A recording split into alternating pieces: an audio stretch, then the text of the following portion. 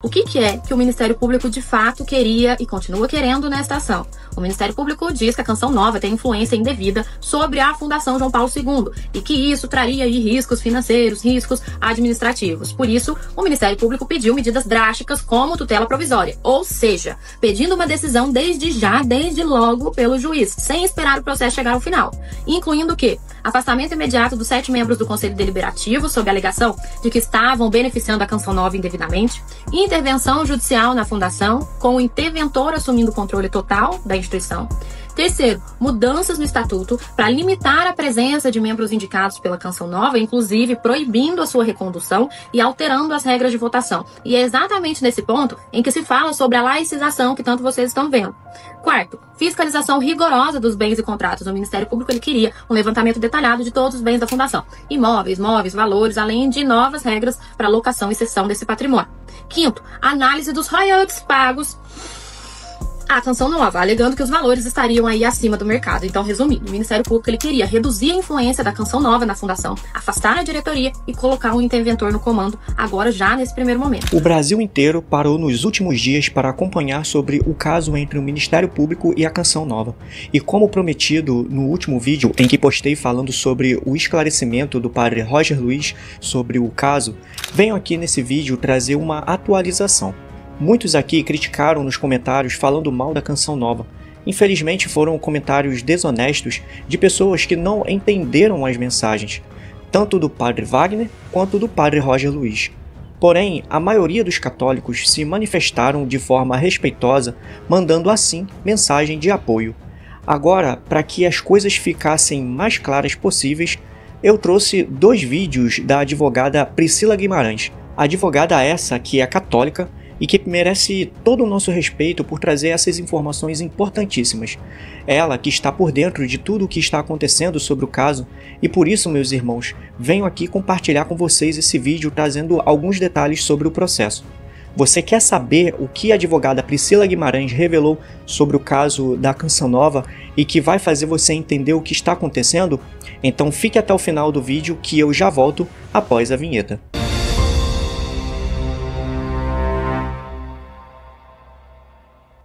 Antes de eu entrar no assunto desse vídeo, eu quero te pedir encarecidamente o teu like porque ajuda muito o canal. Deixa o like, inscreva-se no canal caso não seja ainda inscrito e não se esqueça de ativar o sininho das notificações para receber todos os avisos em seu celular assim que tiver vídeos novos postados aqui no canal, ok? Após uma denúncia feita ao Ministério Público partido por alguns membros da própria Canção Nova, denúncia essa que, segundo informações, foram denúncias sem fundamento, padre Wagner e padre Roger Luiz se pronunciaram dizendo que o Ministério Público queria laicizar a comunidade, fazendo assim que ela deixasse de existir como um instrumento de evangelização. E para deixar vocês atualizados sobre o assunto, quero compartilhar com vocês os 2 vídeos da advogada Priscila Guimarães que vai fazer com que você entenda sobre o que está acontecendo agora com o processo da Canção Nova. Por isso, te peço que você assista até o final para não perder todos os detalhes, ok? Vejam só. Oi, vem cá ter um dedinho de prosa comigo sobre a Canção Nova e o processo e a defesa. Pessoal, eu só decidi gravar esse vídeo porque eu esperei mesmo Deus falar comigo. Eu busquei a sua orientação, ele bondoso como me deu uma resposta. Em oração eu recebi Atos 6. E só então eu tive certeza do que eu precisava ser feito. Então fica até o final, porque você inclusive vai entender o porquê ele me deu Atos 6. E um dia, quem sabe, eu conto aí pra vocês a minha história com o nosso pai. Mas agora, vamos direto ao ponto, né? A Fundação João Paulo II, ela movimenta milhões de reais todos os anos, sendo uma das fundações mais estruturadas do Brasil no segmento religioso, no segmento da comunicação, como a gente viu no último vídeo. O Ministério Público de São Paulo entrou com uma ação alegando 3 coisas principais. Atenção! 1. Que a fundação não está cumprindo o que foi estabelecido na sua criação. 2. Afirmam que há transferência irregular de dinheiro para a Canção Nova. 3. O acobertamento de um suposto assédio moral. Mas, atenção! Segundo a defesa, essas acusações não têm base sólida e escondem um interesse maior. Então, atenção na história que eu vou contar, tá? Além disso, o fundador da Canção Nova e da Fundação, João Paulo II, Monsenhor Jonas Habib, faleceu em 2022. Com isso, houve uma sucessão dentro da fundação, conforme o seu estatuto, levando aí o padre Vaguinho à presidência da instituição. A ação do MP surge exatamente nesse momento de transição, gerando dúvidas aí sobre qual seria a real intenção por trás desse processo. Então, o que é que a defesa aponta como problema na ação. Primeiro ponto, a Fundação João Paulo sempre esteve ligada à Canção Nova. A fundação, ela foi criada para quê? Para ser um braço evangelizador de quem? Da Canção Nova. O MP, ele quer desassociar as duas, alegando que a fundação, ela tem que ser independente da sua mantida. Mas isso contraria a vontade do fundador, a história da instituição, o próprio estatuto. Desde a sua criação, a fundação, ela sempre teve conselheiros ligados à Canção Nova dentro da fundação.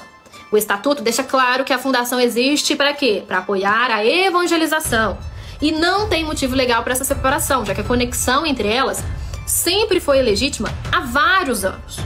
Segundo, a acusação de desvio de dinheiro não se sustenta. O Ministério Público alegou que existe desvio de recursos da Fundação João Paulo II para a Canção Nova. Mas atenção, o dinheiro ele foi usado para as atividades ligadas à Canção Nova, que é a razão da sua existência.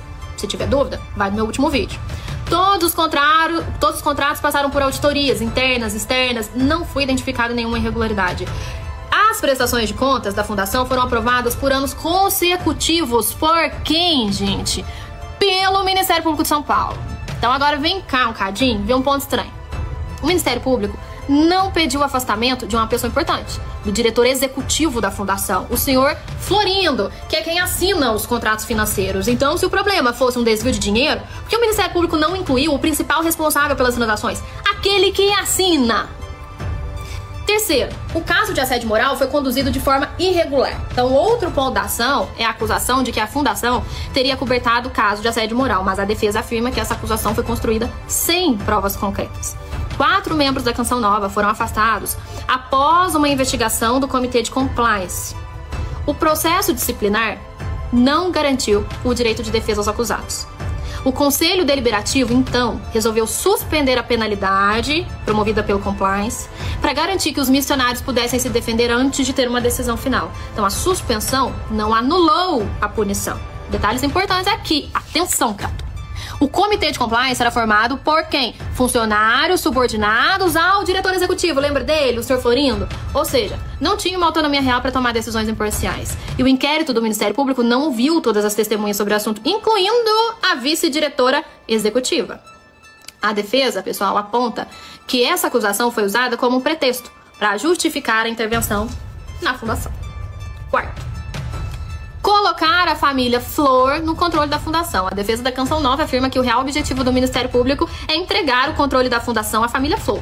Na ação, o Ministério Público propôs um TAC, termo de ajustamento de conduta, com um detalhe interessante.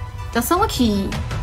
Dona Petúnia, ex-membro do Conselho Deliberativo, ganharia uma cadeira vitalícia e poderia ali escolher seu sucessor. O que isso significa na prática, Priscila? Significa que com Dona Petúnia no cargo, ela poderia indicar o senhor Flores Belo, que é o atual vice-presidente do Conselho Deliberativo, ou o seu filho, o senhor Florindo, lembra do diretor executivo da fundação? Ele. E isso criaria um nepotismo fundacional, garantindo que essa família Flor continuasse no controle absoluto da Fundação João Paulo II, contrário ao desejo do fundador, e sem nenhum religioso. O mais curioso, a própria Dona Petúnia não quis essa cadeira vitalícia. E o mais engraçado, o Ministério Público não pediu o afastamento do senhor Florindo, diretor executivo, que é quem gerencia os contratos financeiros da fundação. Ou seja, a defesa argumenta que o Ministério Público ele está sendo seletivo nas suas acusações para favorecer um grupo específico. Priscila, o que é que pode acontecer agora então, hein? O processo está com o juiz para decisão desde o dia 1 de fevereiro. Nos próximos dias, o juiz deve decidir se os conselheiros da Fundação João Paulo II serão afastados em medida cautelar, como pede o Ministério Público. Agora, então, pessoal, o que resta é rezar e acompanhar de perto essa decisão. Bom, e Atos 6, né? Em Atos 6, 7 homens foram escolhidos para servir, dentre eles Estevão. Estevão, ele foi acusado injustamente. Quantas pessoas fazem parte do Conselho Deliberativo da Fundação João Paulo II? Eu te conto, 7. Agora fala você pra mim. Depois de ler Atos 6, quem é o Estevão nessa história toda da Canção Nova? Compartilhe esse vídeo, marque aqui quem precisa saber da verdade e a gente se encontra numa próxima oportunidade. Agora, meus irmãos, assistam o outro vídeo da Priscila Guimarães. Meus queridos, atualização importante sobre o caso Canção Nova. Lembram aí da história de José no Egito? Os irmãos o venderam achando que o estavam derrotando, mas lá no final, Deus transformou tudo em vitória. Assim também foi esta decisão que saiu hoje do juiz nesse caso. Primeiro, parte da ação foi indeferida. Então, assim como quando Jesus foi questionado pelos fariseus e calou seus acusadores com sabedoria, o juiz rejeitou parte das acusações sem nem analisar o mérito. O Ministério Público acabou pedindo muito, mas nem tudo foi aceito. Segundo, o pedido de afastamento dos conselheiros, pelo menos neste momento, foi negado. Lembram aí de Daniel na Cova dos Leões? Tentaram derrubá-lo, mas Deus o protegeu. E aqui o Ministério Público queria afastar os conselheiros imediatamente, mas o juiz ainda não conseguiu eliminar, ou seja, ninguém será afastado agora. Terceiro ponto, o caso segue para a audiência de conciliação.